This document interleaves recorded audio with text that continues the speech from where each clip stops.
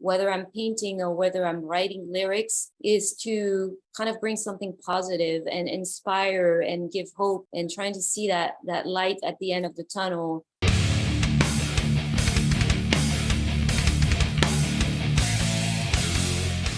Ghost Coat Magazine welcomes in Chloé Trujillo. How are you today, Chloé? I'm pretty good. Thank you so much for having me here. Thank you so much for being here. Super excited about your brand new EP. I feel like you're a chameleon musically. Every year you change into something else. But I love this Rav Medic collaboration, we'll call it, team up. You met in the last couple of years and formed this really cool unit, and even every little song is a little bit different. Yeah. You have a brand new EP coming out, Heavy Peace, on Golden Robot Records, which we're a big fan of. I want to dial it back to the beginning of this project and just kind of ask, how did you form this project, and how did we get here today to this really cool 3-song EP? So it was kind of a weird, unusual way we started. Is I've been doing my own thing musically for a while, but particularly right before I met with Mark is the time of lockdown and COVID and everything. And so I had just started to learn to do everything on my own musically. If I wanted to release my songs, I had to learn how to use, I'm using Logic Pro, but any, software that goes, and then I had to buy a good mic to record my vocals, and I got a good interface, and I started messing around with different plugins and all this stuff. So it was kind of like a learning curve for me. I was releasing my own songs, and I was invited to perform at different live shows that were all virtual. And specifically, this one was for Global Green, which is a environmental, fundraiser,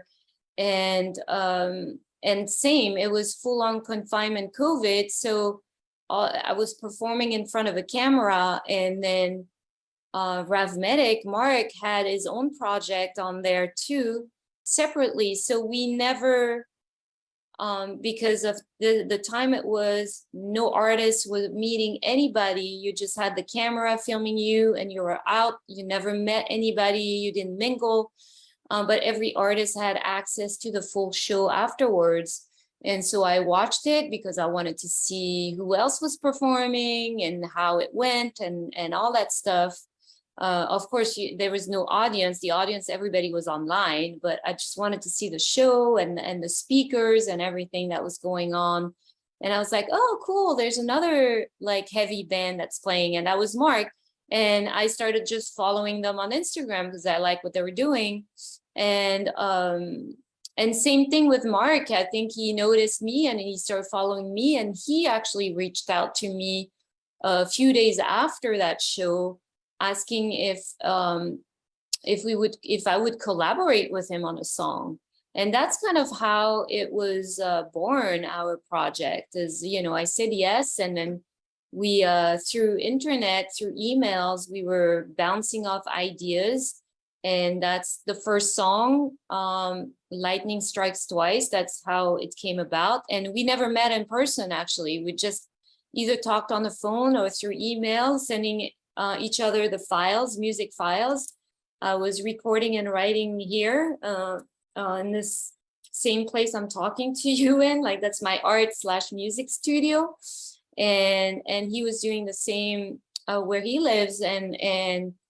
And then the song, we wanted to do a music video to kind of support the song.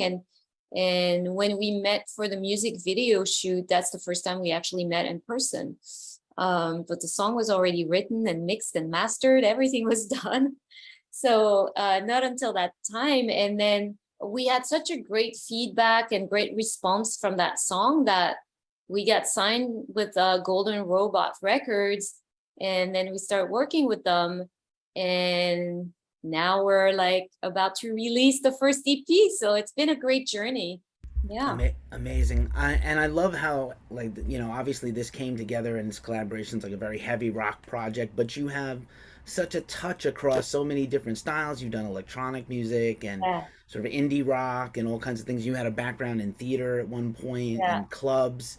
It's Yeah. wild to me, but this is such a good, strong release. I love these songs, Thank and I you. do love that music video. We're gonna link everything in the description. I highly urge everyone Cool.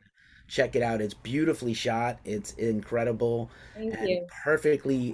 Very rarely you get a visual that matches the music so well. And I know as an artist, that's got to be important to you that the Of visual. course. Of course. And that's kind of why I've been releasing so many music videos, even for my own songs, because I really enjoy, as a visual artist myself, like doing, like linking those visuals with the music. And it's so much fun to do too. It's just, it's like, oh, it's like a way of bringing it to life, especially nowadays, because I mean, things are starting to open up, and then we're probably going to start doing live shows next year. But during COVID, when everything was shut down, this was a way, like the music video would be like, instead of playing live, you're kind of playing live, but you're playing with imagery and bringing those songs into another dimension, and with visuals and film and everything. So yeah, it's to me it's very important. And yeah. Awesome. Before my next question, I just want to also give a shout out to one of my favorite people. Did some of your photography. Nikki Marie Kephart has done some photos for us too. Love her to Awesome. pieces. Great, great talent, great eye, and Great girl too. She's awesome. Yeah, she actually shot, I think, my son on some live shows, and that's how I got to know her.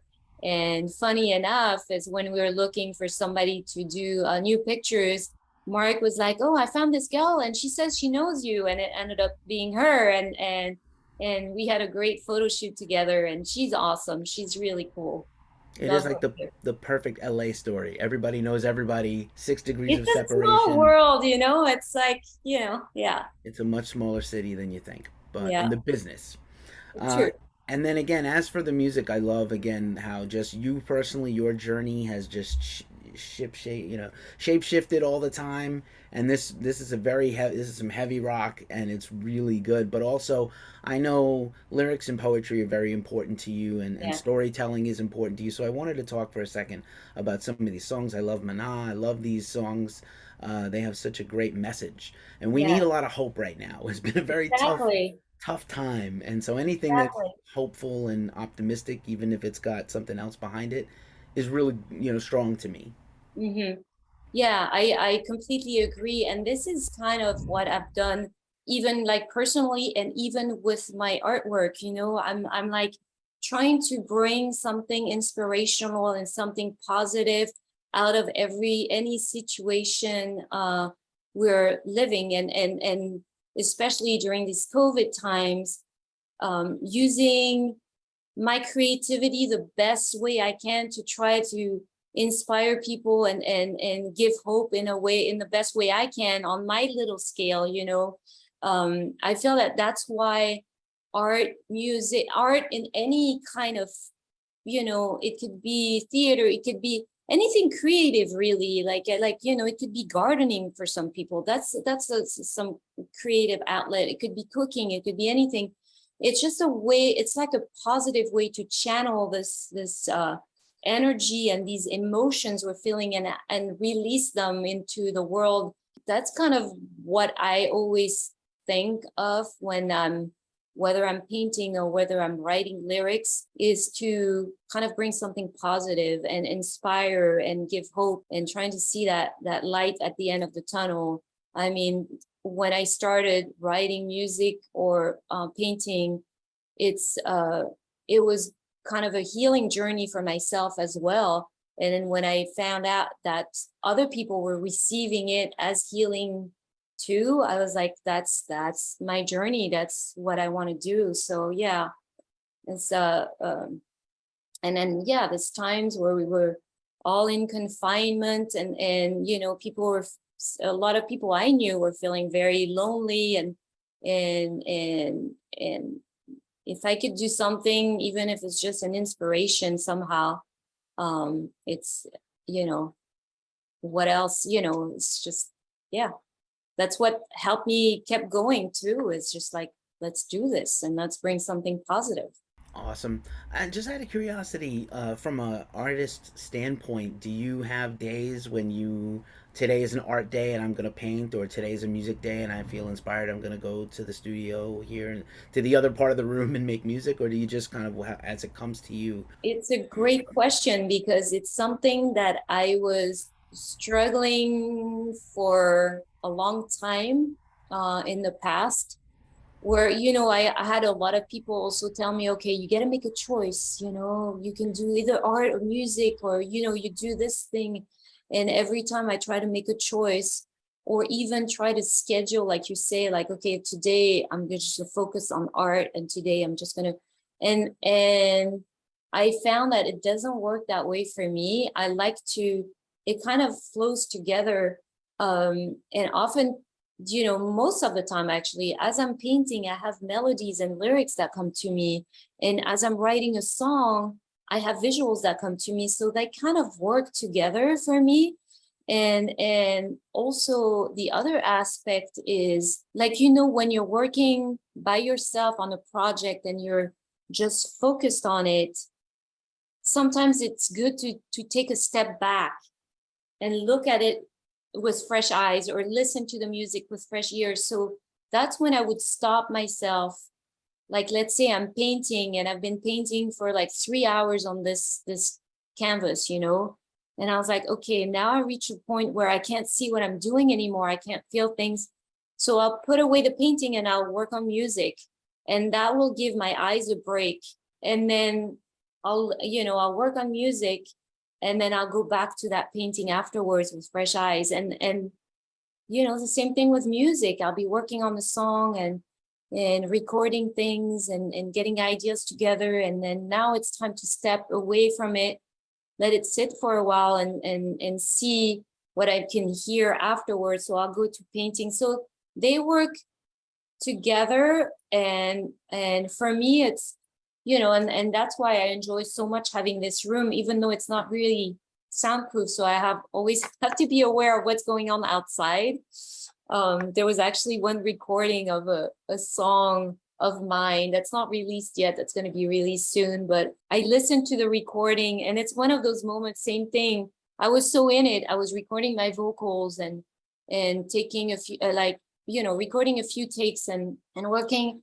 And then I went to painting because I needed to step away, and I get back to the song. And as I'm listening, I think, wow, there's birds chirping that were, and then I thought, wow, this is kind of cool.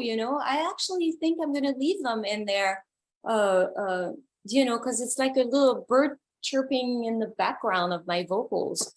But it's kind of cool to be able to work art and music in the same space for me. And yeah, that's how I work. And so I don't really schedule.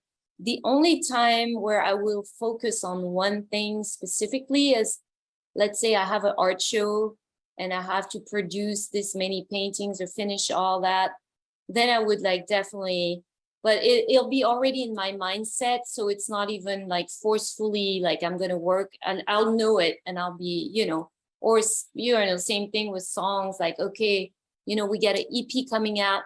We have to finish all these songs by a certain date. And then, yeah, but otherwise, yeah, I go with the flow, and that seems to work best. Nice. Deadlines sometimes have to drive the process as you get closer to the release of things, or like you said, the date of an exhibition or a charity show. Yeah. You've done so much work for charity, music and art.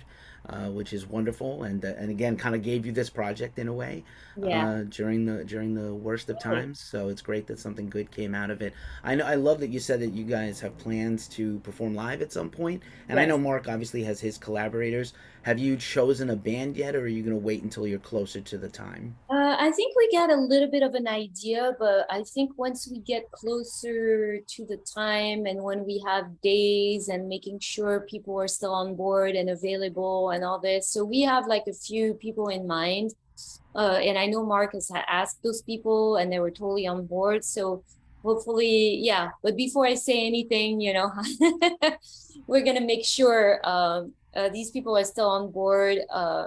But yeah, and that's the next step is I think we're gonna release after this EP, working on the second EP, which we already kind of started, and then we'll have like a full list of songs and we can do like a full performance and tour and play live shows finally.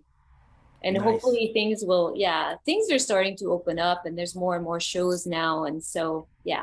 That's awesome. Very exciting stuff. Has there ever been a song you want to cover maybe with this project? This project I think will lend itself to a lot of different things, a lot of different types of songs. We never talk about it with Mark really, but yeah, yeah, I don't know. I mean, I know there's a lot of bands that we both like and but we never really talked about it. It could be fun. It could be fun. Nice. Definitely. Every band kind of starts, or every artist kind of Yeah. starts like what inspired you first. So I always love to Yeah. ask like what was the first. Obviously, you have many mediums that you work in, but in terms of music, what was the first thing you ever heard that made you also want to make music or sing? Uh uh well, I kind of always wanted to sing that I knew from like when I was super little. My grandfather was a professional opera singer and he was touring too. Totally different style, but I was always attracted to singing in the sense of like expressing and just the sound and the way the sound feels within the body as you're singing. I just love that sensation. um so let's say I could say he was my first inspiration, but as far as musical, I was more of a metalhead growing up. So I love going to shows.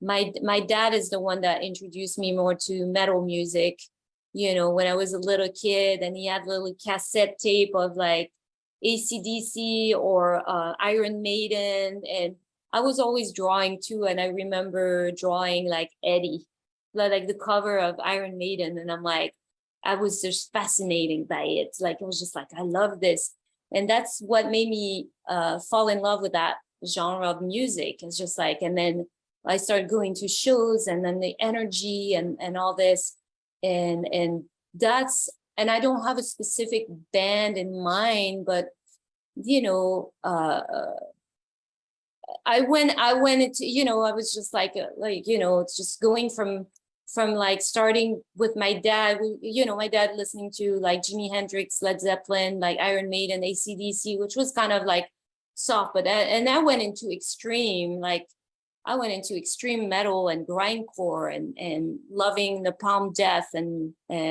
or death metal too, like the band Death and thrash, and seeing Slayer play and all these bands, and that's like just the energy, and I still feel it like going to shows, and we just went to see Anthrax show like was it last week? So good, man. It's all these songs like reminded me of my teenage years. They're playing like it's their 40th anniversary. They were playing all these old songs that I had, and I was like, yeah, you know and just seeing all these bands play just really inspired me. Like Judas Priest, I don't know, like also I'm talking Judas Priest because Rob Halford with his vocals, I was like, yeah, that's so cool, and so yeah, so I can't have a specific band, but I just loved it so much. I loved music, and for me metal was really like, even when I was doing musical theater, in a dressing room before going on stage, I was listening to death metal in my headphones, like something completely different, but it just like gave me that punch, that energy, like, okay, I'm ready to sing my musical theater song, whatever.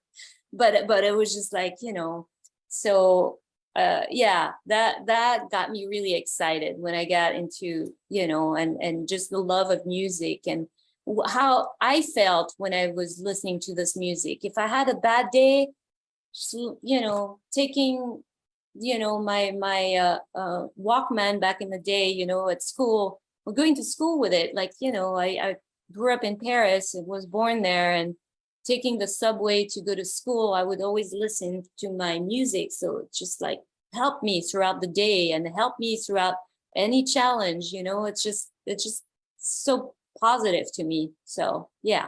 I love to hear it. I was a musical theater kid too, and my teachers always made fun of me when I would compare musical theater. I was like, I see the same stuff in West Side Story that I see in Iron Maiden Yeah, and Judas Priest and Black Sabbath and Zeppelin and Queen, and they would pick on me. So I'm glad I get validation finally years good. later that somebody Yeah, was the same as me.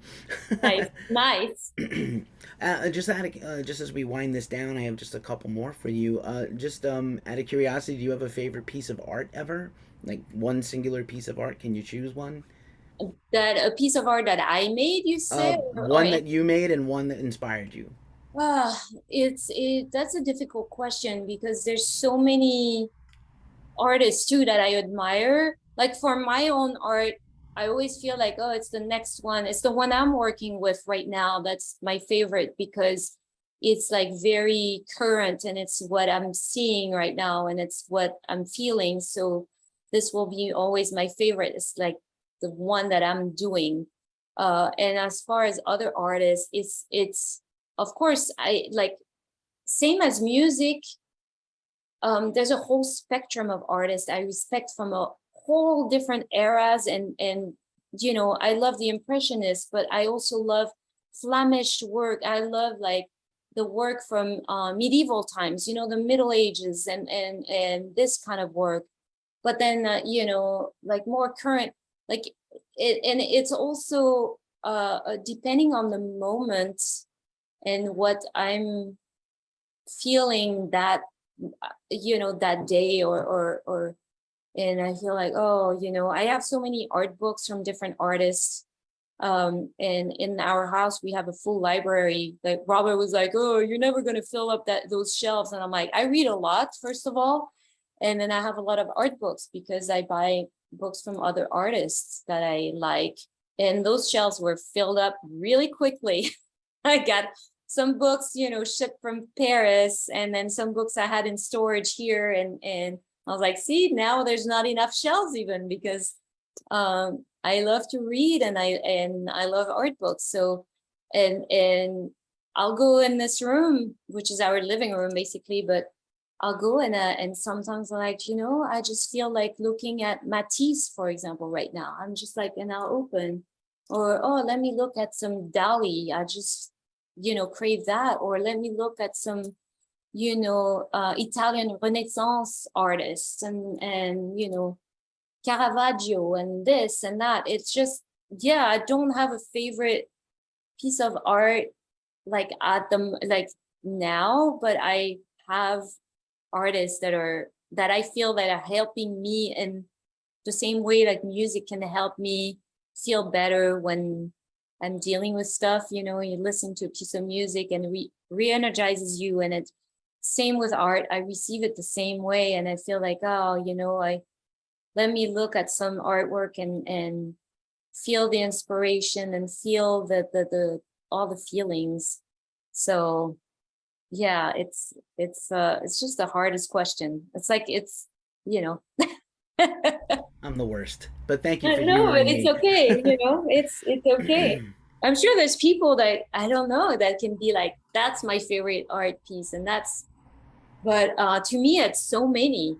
So and I grew up, I had the chance of growing up in Paris by the Louvre, and as an art student I had free access to all the museums in Paris, and I was at the Louvre all the time, and I was even, sometimes I was going in the Egyptian aisle, like going to see Egyptian art and artifacts, and and all the statues and whatever, and that would inspire me. And then sometimes I'll be like, oh, let me go to Leonardo da Vinci, and let me go to see all the different styles.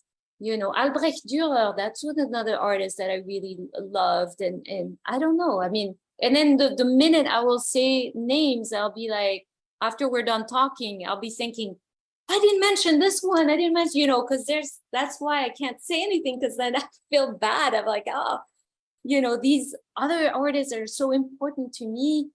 I didn't even think of them on the moment, but it's always there in my heart. Nice. And just for a last question, of course, between you, your husband, and your son, you are such a important musical family. Do you ever play together or jam together, or will you in the future? I hope we will. Actually, our daughter too, she plays drums, and she's a badass drummer now. And she has her own project, but she's just started that new project. And so we have a full band if we wanted to. I mean, both Robert and Ty, they play bass, but Ty plays guitar perfectly too. It's like an awesome guitar player. So we could have a full band. We're talking actually about doing some covers of some songs we like, but it's just finding the time. Everybody's so busy. Ty has a show tonight with one of his bands called Feed the Beast, and they're playing in Long Beach. He always has shows, and he's always in rehearsal or recording or writing. And he's also doing some shows with Suicidal. So it's been, and Robert also, he's, as he's very busy. He might be Uh, a little busy. yeah.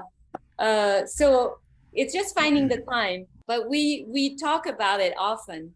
So Awesome. I love to hear it someday. My fingers are yeah, it crossed. would be And so much I fun. got to meet Ty a few times. I just saw him in Napa for Bottle Rock recently, Yeah, and he was amazing. And also amazing as the band was on stage, it was really great to see how he was with the fans yeah. after the show was over. So, good job there, parents. And, Thank you. looking forward to what he's going to do in the future. Oh So, yeah. Chloe, thank you so much for spending time with us. Lovely to chat with you. Very excited about this EP and another EP in the future.